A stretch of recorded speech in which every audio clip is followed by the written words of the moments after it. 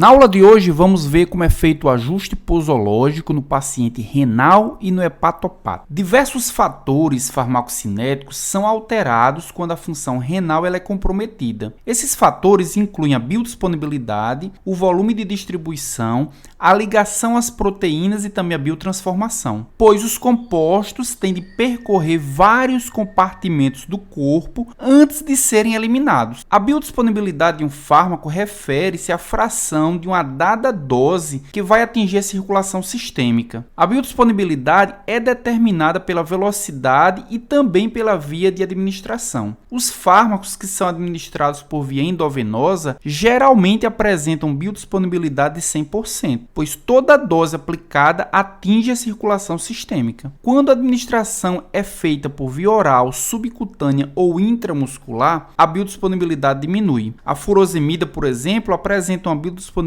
de 100% ao ser administrada por via endovenosa e de aproximadamente 50% quando fornecida por via oral. Por esse motivo, muitos médicos dobram a dose de furosemida ao submeterem um paciente à mudança da via endovenosa de administração do fármaco para uma via oral. A absorção do fármaco é um fator decisivo para a biodisponibilidade e pode estar alterado em pacientes com insuficiência renal. Em pacientes de idade mais avançada ou até com diabetes mellitus, a absorção diminuída pode resultar de uma gastroparesia ou vômitos que são induzidos por uremia. Os pacientes com cirrose, com disfunção renal ou com insuficiência cardíaca congestiva comumente apresentam um edema de parede intestinal que pode comprometer a absorção do fármaco. Os fármacos também que elevam o pH gástrico, como os quelantes de fosfato e bloqueadores dos receptores H2, podem comprometer a absorção de fármacos que são administrados simultaneamente. A administração concomitante de alguns fármacos, como por exemplo os quelantes de fosfato que contêm alumínio ou cálcio, juntamente com antibióticos ou suplementos contendo ferro, podem resultar na formação de complexos insolúveis que limitam a absorção e lentificam a motilidade intestinal. Já o volume de distribuição de um agente farmacológico, ele é derivado da divisão da quantidade de fármaco presente no corpo pela concentração de fármaco presente no sangue. O volume de distribuição que não se refere a um compartimento anatômico específico é um valor útil para calcular a dose necessária para que o fármaco atinja determinado nível sistêmico desejado. Existe uma correlação inversa entre a concentração sérica e o volume de distribuição. Dessa forma, as alterações ocorridas no volume de líquido extracelular, elas podem afetar o volume de distribuição. A contração do volume diminui o volume de distribuição e aumenta a concentração sérica, particularmente nos compostos que são hidrofílicos, como por exemplo os aminoglicosídeos. Uma elevação do volume de líquido extracelular resultará em edema ou em ascite, e isso aumenta o volume de distribuição e diminui a concentração sérica de compostos que são hidrofílicos. Já com relação à ligação às proteínas, o plasma contém muitas proteínas que se ligam aos fármacos. Os compostos circulam tanto na forma ligada como na forma não ligada, que é chamada de livre. Porém, é a forma livre que sofre distribuição e apresenta atividade biológica. A concentração de determinado agente que está ligado a proteínas plasmáticas pode ser considerado um pool de armazenamento desse agente. Os efeitos das doenças sobre as ligações dos fármacos são muito complexos. Entretanto, na insuficiência renal, tende a diminuir a ligação proteica da maioria dos agentes. Esta constatação ela é verdadeira, em parte porque os resíduos orgânicos circulantes se ligam às proteínas transportadoras e deslocam o agente farmacológico. Como resultado, uma maior concentração de agente passa a circular sob a forma livre, que é a forma ativa. Como a maioria dos ensaios ela mede a concentração total de fármaco, isto é, níveis de fármacos na forma ligada e na forma livre também, pode ser prudente em alguns casos, por exemplo, num paciente sob tratamento com fenitoína, monitorar especificamente os níveis de fármaco livre quando a janela terapêutica for estreita. Já com relação ao metabolismo ou biotransformação, refere-se à conversão bioquímica de um fármaco que apresenta uma dada forma química em outra com forma química distinta. A maior parte da biotransformação ela ocorre no fígado por meio das vias de metabolização hepática, incluindo aí a oxidação, a redução, a acetilação e também a hidrólise. O resultado é um metabólito hidrofílico mais polar, que é mais prontamente excretado. Muitos metabólitos farmacológicos são dotados de atividade farmacológica e dependem da excreção renal para serem eliminados do corpo. Também pode haver formação de metabólitos tóxicos dependentes da excreção renal. A literatura é rica em diretrizes para dosagem de fármacos em casos de pacientes com doença renal. Essa abordagem em 5 etapas, que nós descreveremos a seguir, ela pode ser uma ferramenta útil para o clínico durante a iniciação, monitoramento e ajuste de dose de fármacos para pacientes com comprometimento renal. A etapa 1 é a história clínica e o exame físico. A obtenção da história do paciente e a realização de um exame físico constituem as primeiras etapas da determinação da necessidade de modificar a dosagem. A etiologia da disfunção renal, ela deve ser determinada e deve ser definida como aguda ou crônica sempre que possível. É preciso também estabelecer quais alergias ou intolerâncias farmacológicas o paciente apresenta. O clínico também deve averiguar os medicamentos com ou sem prescrição em uso pelo paciente, a fim de identificar as nefrotoxinas e as interações farmacológicas. O peso corporal ideal, o PCI, deve ser calculado utilizando-se a fórmula que vocês estão vendo aqui na tabela. Para homens, é 50 kg mais 2,3 kg para cada 2,5 centímetros acima de 152 centímetros. E para mulheres, 45,5 kg mais 2,3 kg para cada 2,5 centímetros acima de 152 centímetros. A condição do volume deve ser avaliada com frequência, pois as mudanças do volume do líquido extracelular, elas alteram o volume de distribuição de muitos fármacos. Por fim, as potenciais interações farmacológicas devem ser avaliadas, porque a disfunção hepática na presença de interações farmacológicas requerem modificações da dose também. A etapa 2 é a avaliação da função renal. A taxa de filtração glomerular, o TFG, apresenta uma correlação estreita com a eliminação renal de fármacos e é útil na determinação dos ajustes de dose. Alguns fármacos, como por exemplo os glicocorticoides e os androgênios, aumentam a carga metabólica, intensificando a produção de creatinina, ureia ou de ambas. Outros fármacos, tais como a anfotericina B e o foscarnet, podem superar a capacidade renal de eliminação, aumentando a carga metabólica de ácidos, de magnésio álcali, de potássio ou de sódio. Os agentes anti-inflamatórios não esteroidais, os AINES, podem comprometer a capacidade renal de excretar água. Para manter o equilíbrio metabólico, em pacientes com função renal diminuída, certos agentes devem ser evitados, tais como a ciclovia, aminoglicosídeos, anfotericina B, os inibidores da ECA, alguns fármacos contra câncer, como cisplatina e fosfamida, cocaína, ciclosporina, foscarnet, AINES e meios de contraste. Diversos agentes farmacológicos podem afetar os marcadores laboratoriais da função renal.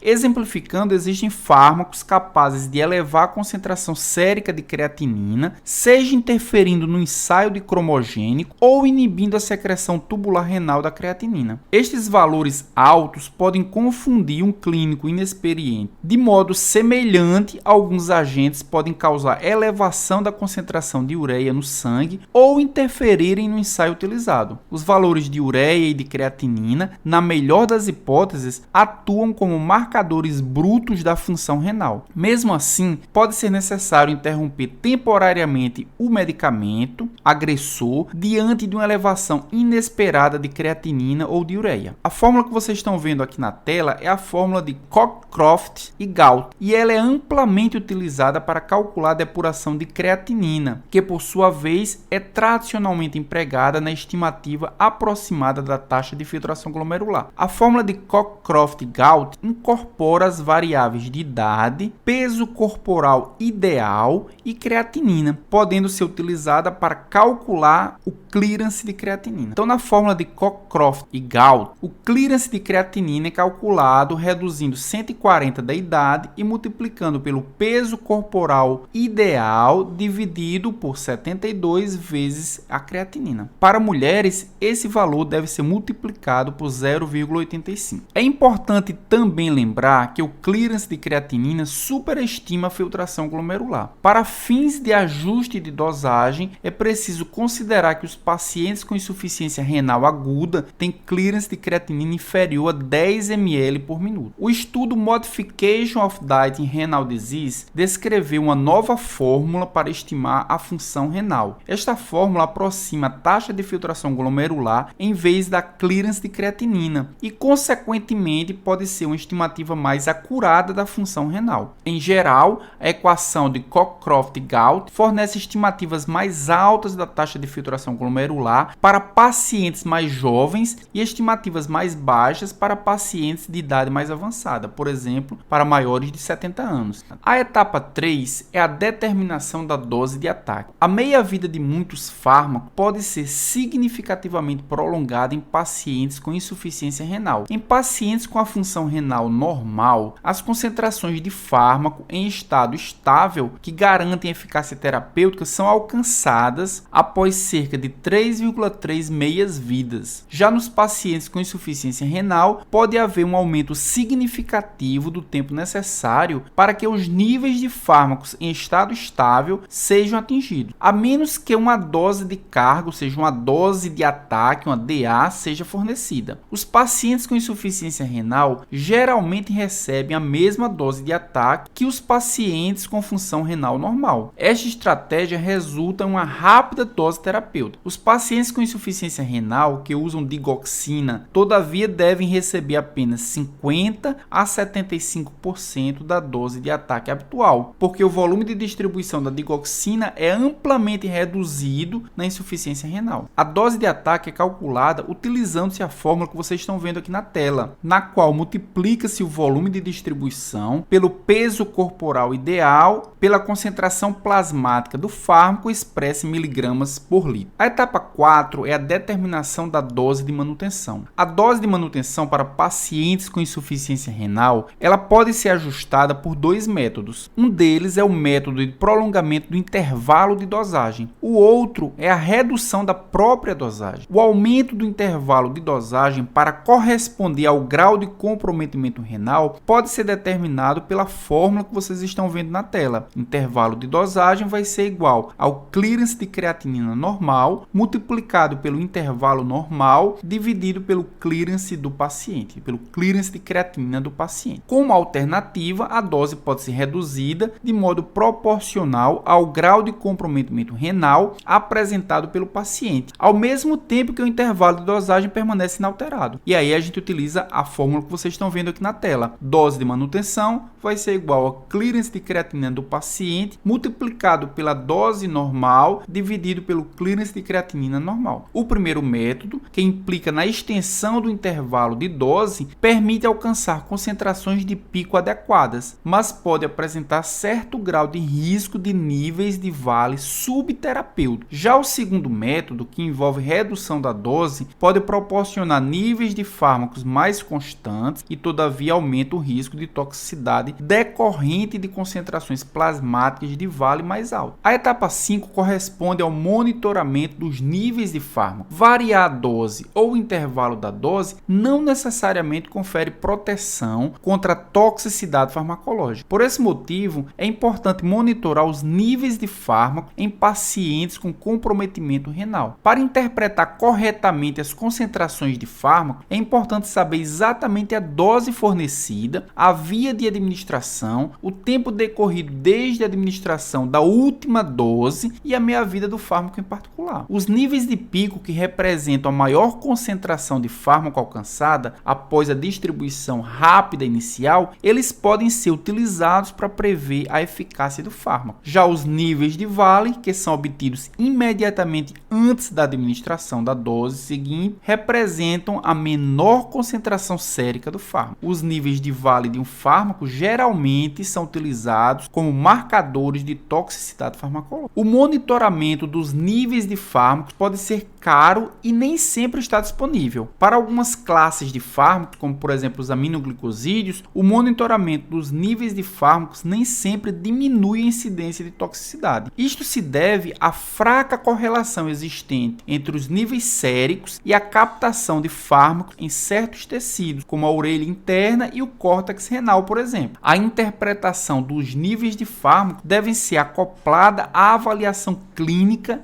em curso do paciente, mesmo quando os níveis de fármacos são mantidos dentro da faixa terapêutica estabelecida. Por exemplo, o paciente com acidose metabólica ou hipocalemia pode apresentar intoxicação pela digoxina, mesmo em níveis séricos terapêuticos. O monitoramento de rotina de numerosos fármacos é recomendado para pacientes com insuficiência renal. Alguns deles são aminoglicosídeos, carbamazepina, ciclosporina, digoxina, lidocaína, dentre outros. Para finalizar essa aula, nós vamos praticar um pouco o uso do cálculo dessas doses, o ajuste de dose utilizando a calculadora. Então vocês vão acessar esse site que eu estou mostrando aqui na tela e esse site vai levar vocês à seguinte página. Nessa página nós podemos escolher qual fármaco será utilizado para ajustar a dose, serão utilizados alguns parâmetros que nós vamos dar entrada na calculadora e a partir daí nós iremos calcular a dose necessária, ou melhor, vamos calcular o ajuste necessário a se fazer de acordo com a dose inicialmente prescrita. Então vamos voltar para a apresentação para saber quais parâmetros utilizaremos para fazer a nossa prática. Então os parâmetros serão os seguintes: o paciente está fazendo uso de atenolol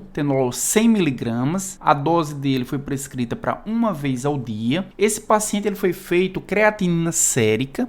O resultado da creatinina sérica dele foi de 2,4 mg por decilitro, sendo que o valor de referência para a creatinina sérica é entre 0,7 e 1,2 mg por decilitro, ou seja, esse paciente está com elevação sérica de creatinina, que é típica de pacientes com insuficiência renal. Também foi medida a creatinina urinária. O paciente estava com creatinina urinária no valor de 49 mg por decilitro, quando o valor de referência é entre 63 e 250 mg por decilitro, um resultado também compatível com insuficiência renal. O volume urinário de 24 horas foi de 1.125 ml, o valor normal é entre 1.000 e 2.000 ml, ou seja, está dentro do volume normal, e o tempo de coleta, como nós vimos, foi 24 horas. O clearance de creatinina nós iremos calcular, mas os valores de referência entre 75 e 115 ml por minuto por 1,73 metros quadrados. Então vamos levar esses parâmetros para a nossa calculadora online. Então inicialmente precisaremos calcular o clearance de creatinina. E o clearance de creatinina é calculado quando nós descemos aqui embaixo na página, nós temos a calculadora do clearance de creatinina. Para calcular o clearance de creatinina é necessário colocar a creatinina sérica, que no nosso caso aqui foi 2,4, a gente coloca 2,4. A creatinina urinária foi 49, colocaremos aqui. O volume urinário do paciente foi 1.125 e a duração da coleta foi 24 horas. A gente pede para calcular o clearance de creatinina. O clearance foi igual a 16 ml por minuto. Então esse valor de clearance de creatinina vai ser utilizado para calcular o fator de ajuste. Subiremos na página para calcular o fator de ajuste. Colocaremos aqui o valor encontrado do clearance de creatinina, 16 ml por minuto. Escolheremos o fármaco, foi o atenolol, a gente precisa clicar em atenolol, e ele vai calcular o fator de ajuste utilizando a seguinte fórmula. O fator de ajuste vai ser igual a 1 dividido por F, que é a fração de fármaco excretada inalterada pelos rins. Por isso que a gente precisa selecionar o fármaco correto, porque o parâmetro vai ser retirado de um banco de dados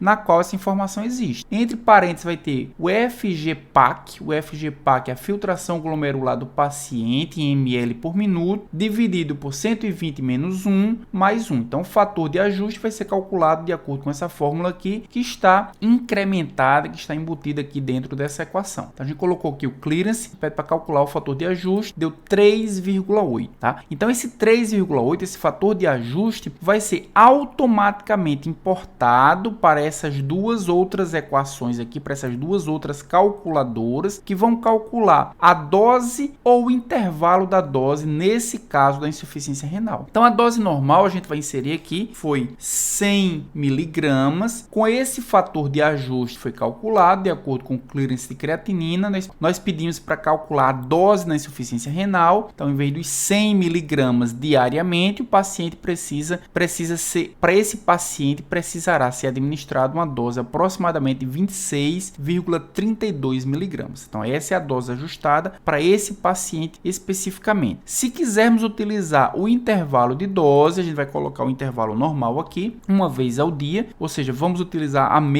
os mesmos 100 miligramas, mas alterando o intervalo de dose. Então, a gente coloca o intervalo normal, pede para calcular o novo intervalo na insuficiência renal. Nós teremos 3,8 vezes por dia, então quase 4 vezes por dia, os mesmos 100 miligramas. Precisará ser ajustado esse intervalo de dose. Os fármacos são eliminados mais comumente por biotransformação hepática e por excreção renal e biliar. Embora a biotransformação possa ser feita em outros tecidos, é o fígado o principal órgão onde ela é realizada. O metabolismo ele transforma substâncias com caráter predominantemente lipofílico em hidrofílico para que possam ser eliminadas nos rins, o principal órgão de excreção. Os fármacos administrados por via oral e absorvidos no intestino chegam à circulação porta antes mesmo de chegar à circulação sistêmica. Alguns passam por algum grau de metabolismo logo na primeira passagem pelo fígado. Disfunções hepáticas, portanto, decorrentes de hepatite, de hepatopatias por alcoolismo, de cirrose, de esteatose hepática ou hepatocarcinoma, em potencial, reduzem a biotransformação de fármaco.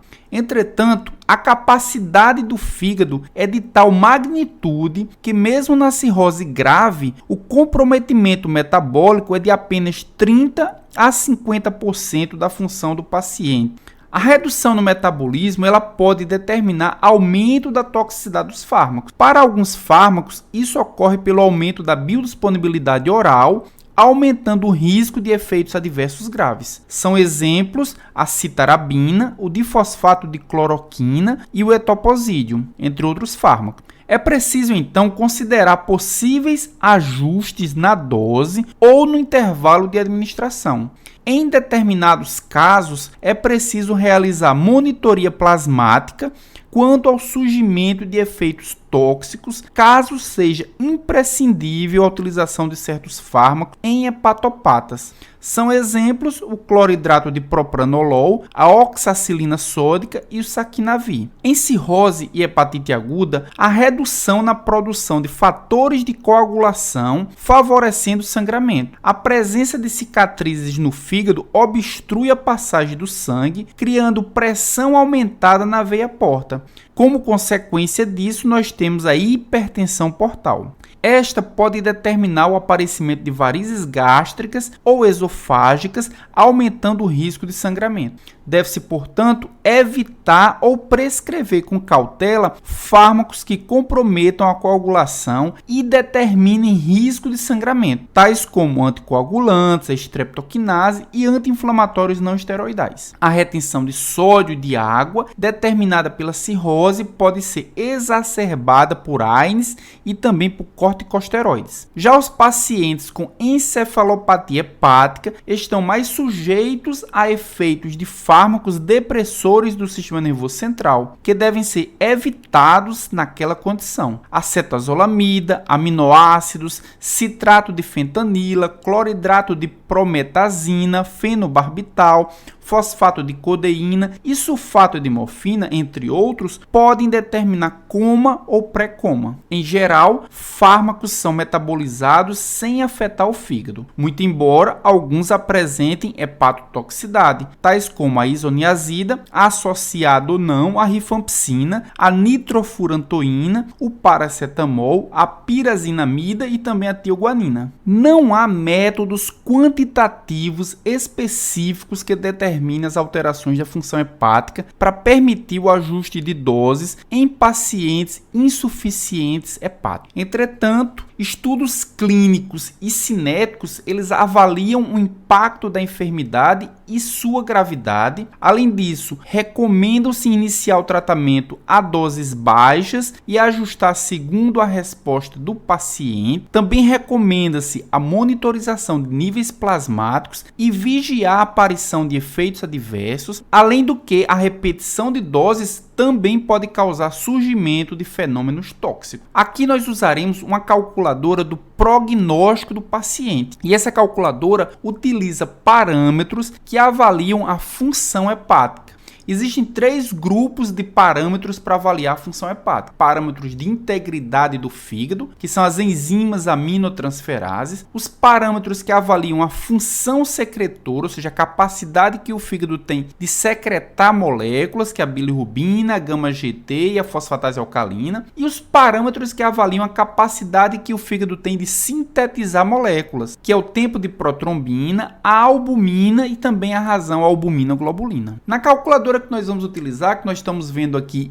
o link, só vocês clicarem no link, nós iremos para essa página. Aqui nós podemos visualizar a calculadora que avalia o prognóstico que o paciente vai ter de acordo com a combinação dos parâmetros da função hepática. Então nós podemos visualizar a bilirrubina, que é um parâmetro de secreção, e significa dizer que se o fígado está com a sua capacidade secretora baixa, ou seja, existe uma insuficiência hepática, a bilirrubina vai se encontrar em elevadas concentrações no sangue. Ou seja, quando o paciente tiver valores de bilirrubina menor do que 2 mg por decilitro, nessa calculadora nós vamos atribuir um score de +1, mas se ele tiver com concentrações plasmáticas de bilirrubina superior a 3 mg por decilitro, é atribuído um score de +3. Já o parâmetro albumina vai avaliar a capacidade sintética do fígado, ou seja, se o fígado está com a insuficiência sintética, nós teremos baixas concentrações sanguíneas de albumina. Então, quanto menor a concentração de albumina, maior será o score dado nessa calculadora. Um outro parâmetro é o INR, que vai avaliar o tempo de protrombina, ou seja, a capacidade que o fígado tem de sintetizar fatores de coagulação. Quanto menor esse tempo de protrombina, maior a quantidade dos fatores de coagulação, consequentemente, melhor será a capacidade sintética do fígado. Nós temos um outro parâmetro também, que é um parâmetro clínico, que é a ascite, ou seja, o acúmulo de líquido abdominal. Nós temos 3 opções: ascite ausente, um score de +1, ascite leve com score de +2 e uma ascite moderada com score de +3. E finalmente nós temos o último parâmetro, que é a encefalopatia. A encefalopatia vai medir a capacidade que o fígado tem de depurar a amônia na forma de ureia e eliminá-la. Nós temos as opções sem encefalopatia com score de +1, encefalopatia com grau 1 ou 2 score de +2 e encefalopatia com grau 3 ou 4 com score de +3. Então vamos pensar na melhor das situações, ou seja, bilirrubina menor do que 2, albumina maior do que 3,5, INR menor do que 1,7, ausência de ascite e sem encefalopatia.